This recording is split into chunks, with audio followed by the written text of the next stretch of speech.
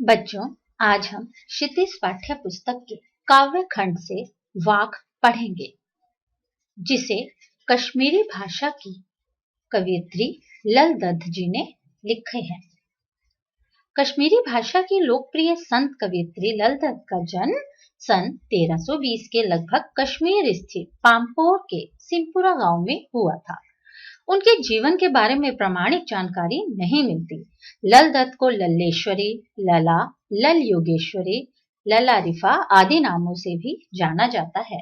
उनका देहांत सन 1391 के आसपास माना जाता है। लल दत्त की काव्य शैली को वाक कहा जाता है। जैसे हिंदी में कबीर के दोहे, मीरा के पद, तुलसी की चौपाई और रसखान के सवैये प्रसिद्ध हैं, उसी तरह लल दत्त के वाक प्रसिद्ध हैं। अपने वाकों के जरिए उन्होंने जाति और धर्म की संकीर्णताओं से ऊपर उठकर भक्ति के ऐसे रास्ते पर चलने पर जोर दिया जिसका जुड़ाव जीवन से हो।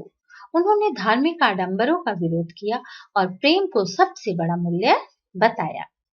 लोक जीवन के तत्वों से प्रेरित लल दत्त की रचनाओं में तत्कालीन पंडिताऊ भाषा, संस्कृत और दरबार के बोझ से दबी फारसी के स्थान पर जनता की सरल भाषा का प्रयोग हुआ है। यही कारण है कि लल दत्त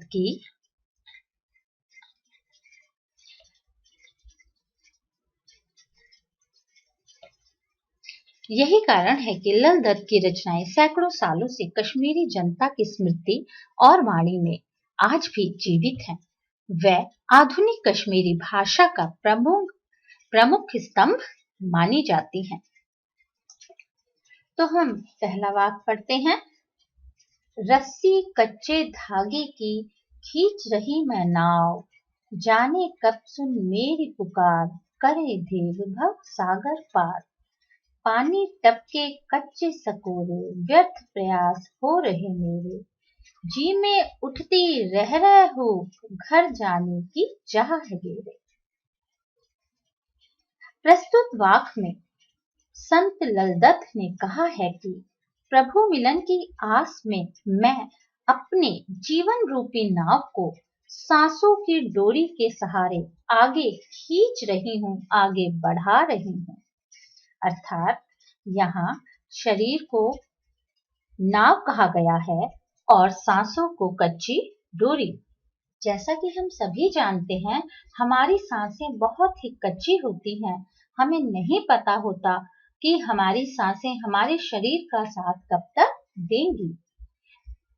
इसी बात की आशंका कवयित्री यहाँ पर जता रही हैं कि वह अपनी सांसों रूपी डोरी से अपने शरीर को खींच रही हैं, सिर्फ इस आस में कि प्रभु किसी न किसी दिन तो उनकी पुकार सुनेंगे, पर वो दिन अभी तक आया ही नहीं।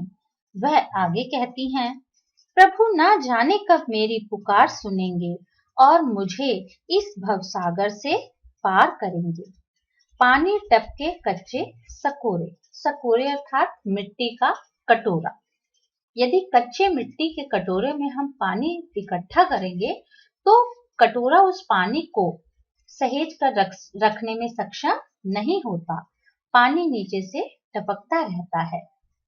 उसी प्रकार कवयित्री कहती हैं कि जिस प्रकार कच्चे कटोरे से पानी टपकता है, उसी प्रकार इस शरीर रूपी जो जीवन है, इसमें दिन प्रतिदिन दिन कम होते जा रहे हैं। हर दिन जीवन का एक एक घटता जा रहा है, परंतु उनके सारे प्रयास व्यर्थ हो रहे हैं जो वो अपने इष्ट से, अपने प्रभु से मिलने के लिए कर रही हैं। प्रभु मिलन के लिए किए गए अब तक के सारे प्रयास व्यर्थ हो चुके हैं। जी में उठती रह हो, हुक मानी इच्छा, घर जाने की चाह है घेरे। उनके हृदय में सिर्फ एक इच्छा घेरती है। बार बार ये इच्छा बलवती होती है कि जल्द से जल्द उनकी आत्मा का मिलन उनके परमात्मा से हो जाए, परंतु ऐसा संभव ही नहीं हो रहा। उनके द्वारा किए गए सारे प्रयास व्यर्थ हो रहे हैं। ज्यों ज्यों उम्र बढ़ती जा रही है, त्यों त्यों जीवन के दिन कम होते जा रहे हैं, परंतु उन्हें बार बार सफलता ही मिल रही है, जिससे उनके मन में ग्लानि उत्पन्न हो रही है। उन्हें कुछ सूझ नहीं रहा कि आत्मा का मिलन परमात्मा से कैसे होगा, कैसे उनके इष्ट, कैसे उनके देव उन्हें इस भव सागर से पार लगाएंगे। दूसरे वाक्य पर आते हैं, खा खा कर कुछ पाएगा नहीं, ना खाकर बनेगा अहंकारी, सम खा तभी होगा समभावी, खुलेगी सांकल बंद द्वार की। प्रस्तुत वाक्य में संत ललदत्त ने हृदय को उदार, अहंकार मुक्त एवं समानता के भाव से परिपूर्ण बनाने का संदेश दिया है। वह कहती हैं कि यदि मनुष्य कठिन हठ योग का मार्ग अपनाएगा तो वह उसके जीवन के लिए उचित नहीं है। केवल और केवल उपभोग में लगे रहने से भी उसे कुछ प्राप्त नहीं होगा और सब कुछ त्याग करने से भी कुछ प्राप्त नहीं होगा। खा खा कर कुछ पाएगा नहीं, मतलब कि यदि हम भोग विलास में लगे रहेंगे तो हमें अपने जीवन में लक्ष्य की प्राप्ति नहीं होगी, और अगर हम भोग विलास का सर्वथा त्याग कर देते हैं तो हमें एक अहंकार आ जाएगा, और अहंकार मनुष्य का सबसे बड़ा शत्रु होता है।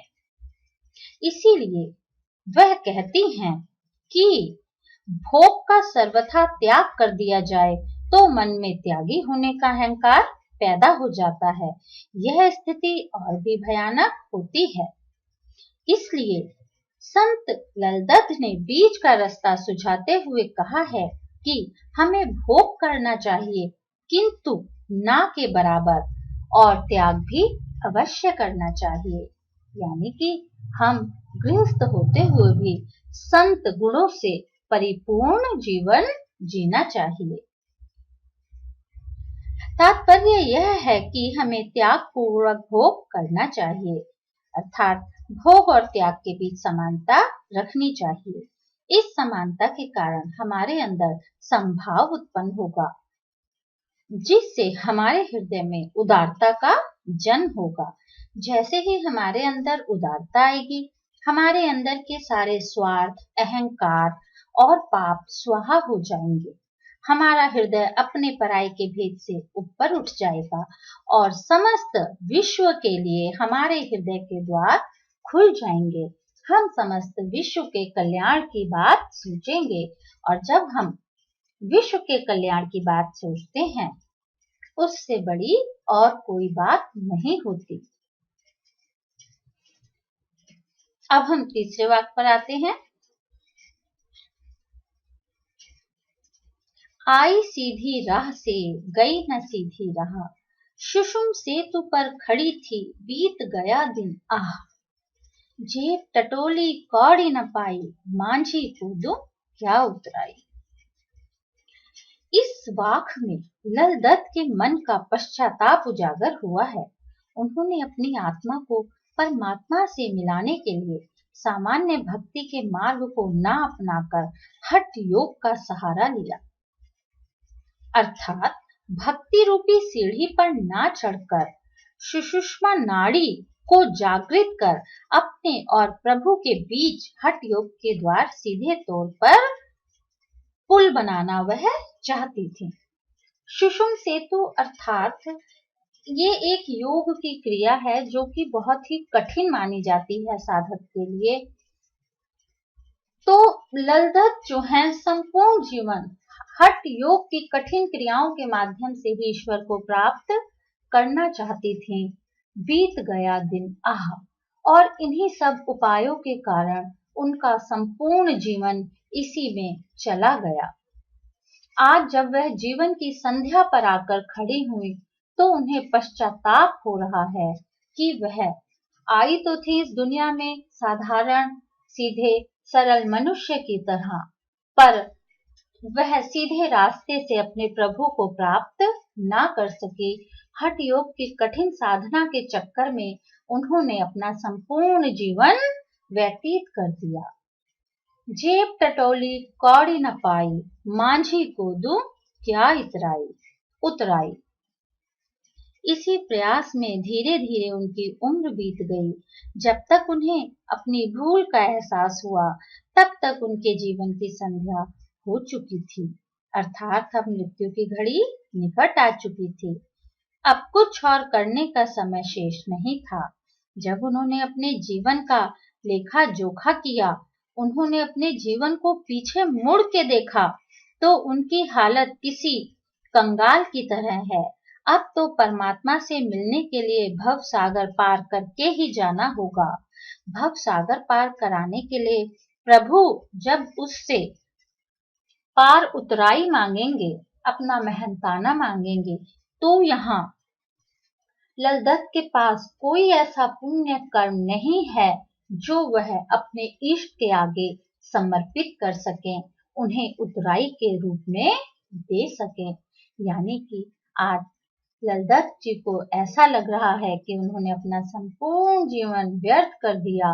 उनके पास अच्छे कर्मों का कोई लेखा जोखा नहीं है जो वो भव सागर पार उतारने के लिए अपने प्रभु के चरणों में समर्पित कर सकें। अब उन्हें अफसोस हो रहा है कि उन्होंने सीधे और सरल तरीके से अपने प्रभु को प्राप्त करने का रास्ता क्यों नहीं चुना।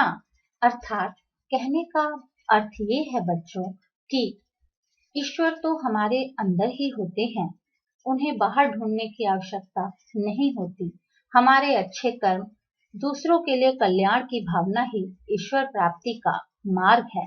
आप अपने हृदय में किसी के लिए कभी बुरा ना सोचे, यही हमारी सच्ची भक्ति होती है। आपके हाथों किसी का कभी अहित ना हो, यही ईश्वर प्राप्ति का मार्ग माना जाता है। अब हम चौथे वाक्य पर आते हैं। प्रस्तुत वाक्य में ललदत्त ने ईश्वर को सर्वव्यापी बताया है। थल थल में बसता है शिव ही, भेद न कर क्या हिंदू मुसलमान। ज्ञानी है तो स्वयं को जान, यही है साहिब से पहचान।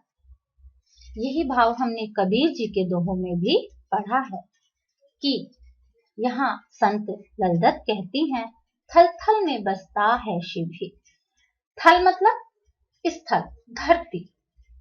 इस धरती के कण कण में प्रभु का ही निवास है।